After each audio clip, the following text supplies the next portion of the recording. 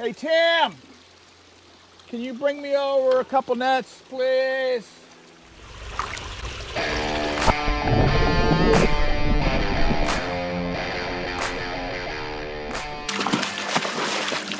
Hey everybody, welcome back to the farm.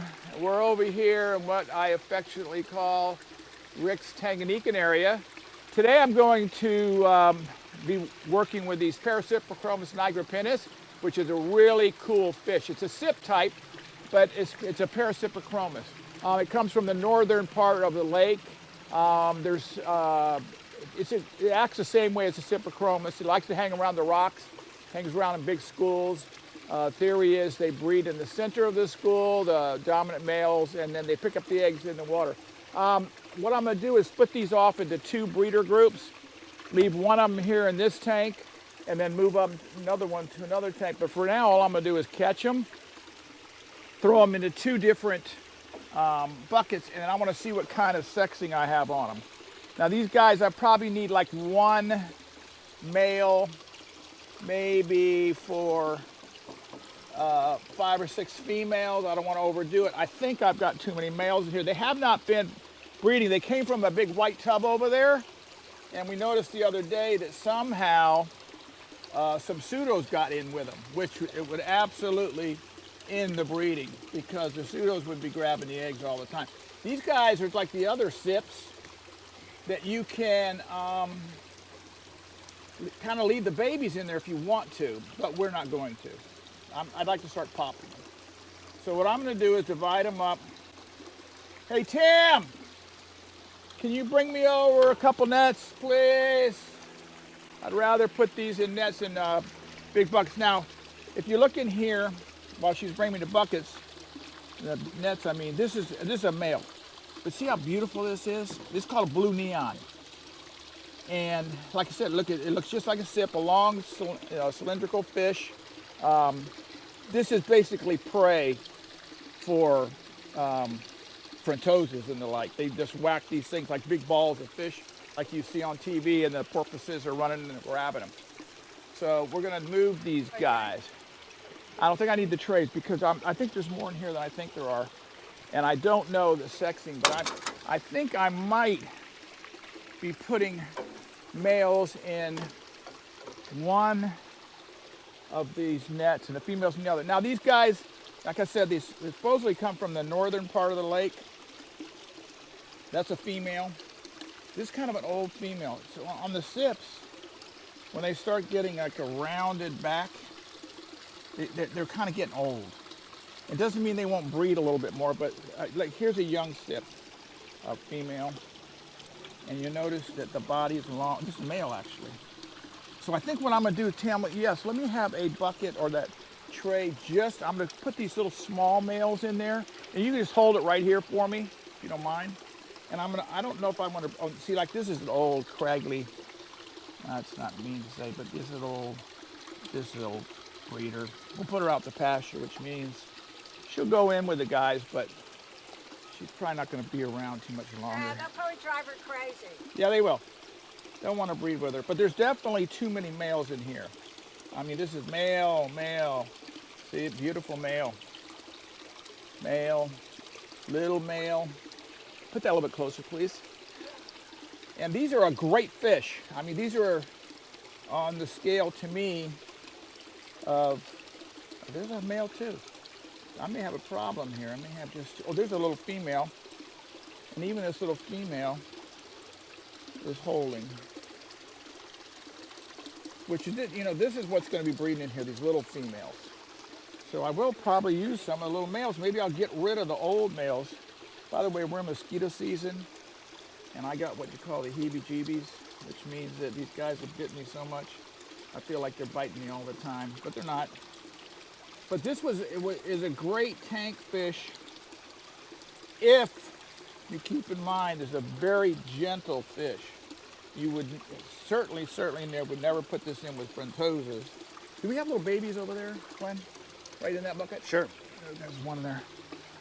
Because that's food, and that's what they'd be doing. But I may not have enough for 2 tanks. I was thinking I might, but I don't think I will.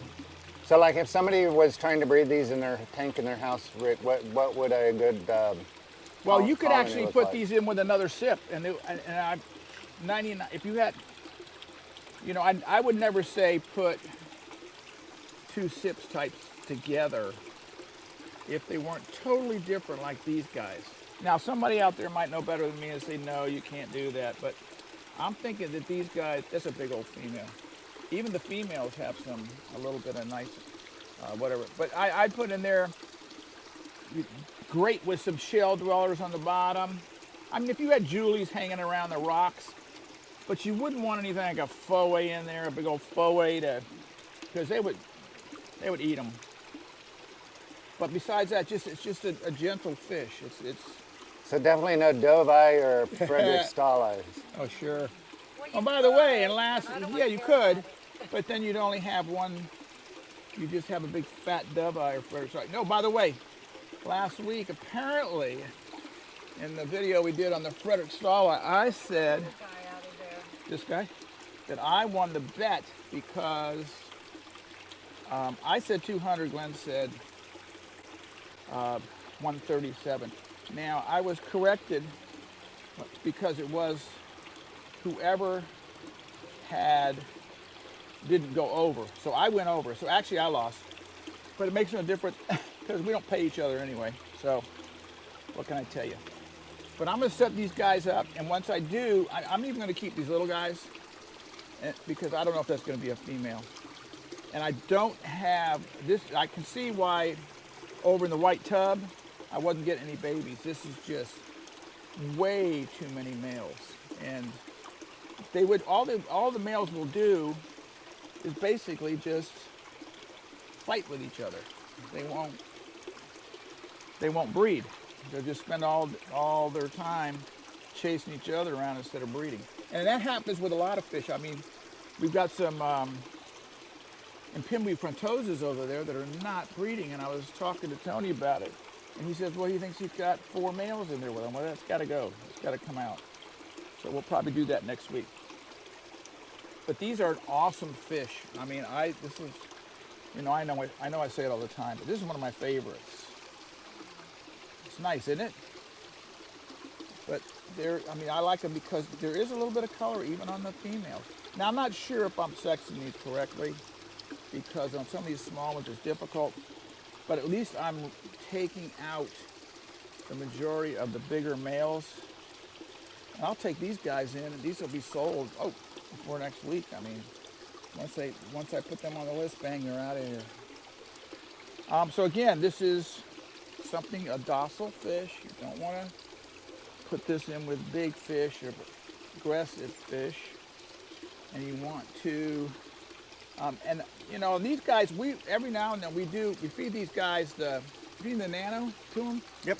The Extreme Nano, and we feed them the nano. But they also, every now and then we do feed, just kind of like a little bonus.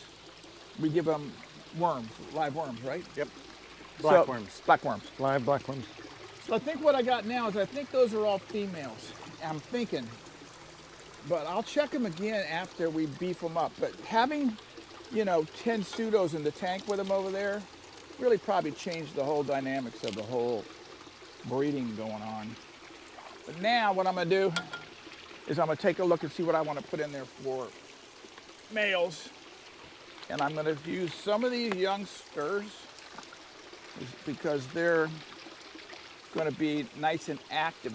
You notice there's no cover in here for them. We don't use that. We tell you all the time we don't. They don't need it.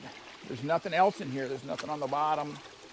So we just kind of let them do their thing. So I'm going to take the rest of these males inside and sell them because someone will be happy to get them. So I'm going to go with probably 3 of these guys. That's a really nice young male. That'll be a good breeder. And then I'm going to go with that's probably a female. I'll probably go with these 2 guys also. And then, we're going to start checking these probably. I imagine what we'll do is feed them some heavy duty worms, and then we'll start checking them in about 2 weeks. And then they'll be on a 2-week check pattern here, which means that every 2 weeks, somebody's going to come over here and go through them, pull the whole tank like you've seen us do before, and, oh, that's a female. Good. Now, on these bigger guys, I'll probably put about 6 of them in here.